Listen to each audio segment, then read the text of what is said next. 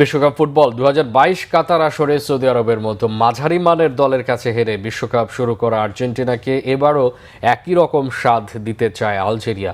সোমবার যুক্তরাষ্ট্রের মাটিতে পা রেখেই এই হুঙ্কার দিয়েছে পূর্ব আফ্রিকার দেশটি। বিশ্বকাপের আগে প্রীতি ম্যাচে নেদারল্যান্ডসকে তাদের মাঠে 1-0 গোলে হারিয়ে আর্জেন্টিনাকে একটা বার্তা দিয়ে রেখেছিল আলজেরিয়া। সোমবার যুক্তরাষ্ট্রে পৌঁছে মুখ ফুটে অবলীলায় সেই হুঙ্কার দিয়ে বসলেন দলটির মিডফিল্ডার ইব্রাহিম মাজা। ক্যানসাস সিটির বিমানবন্দরে প্লেন থেকে নেমেই এই বেয়ার লেভারকুসেন ফুটবলার বলেন, ঈশ্বর সহায় থাকলে আমরা মেসিকে হারাবো। আমাদের ভালো একটি বিশ্বকাপ কাটবে, প্রথম ম্যাচ আর্জেন্টিনার বিপক্ষে, তাই এটি বেশি গুরুত্বপূর্ণ। তারা আমাদেরকে নানাভাবে প্ররোচিত করার চেষ্টা করছে, কিন্তু আমরা খেলাতেই মনোনিবেশ করছি যাতে ভালো খেলতে পারি। ঈশ্বর চাইলে আমরা ভালো খেলবো এবং মেসিদের হারাবো।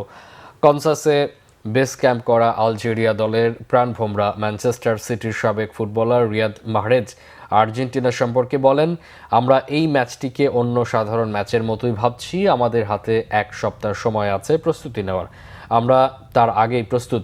উত্তর আমেরিকা বিশ্বকাপে আগামী 17 জুন বাংলাদেশ সময় সকাল 7টায় শুরু হবে ম্যাচটি। যে গ্রুপের অন্য 2 দল অস্ট্রিয়া ও জর্ডান।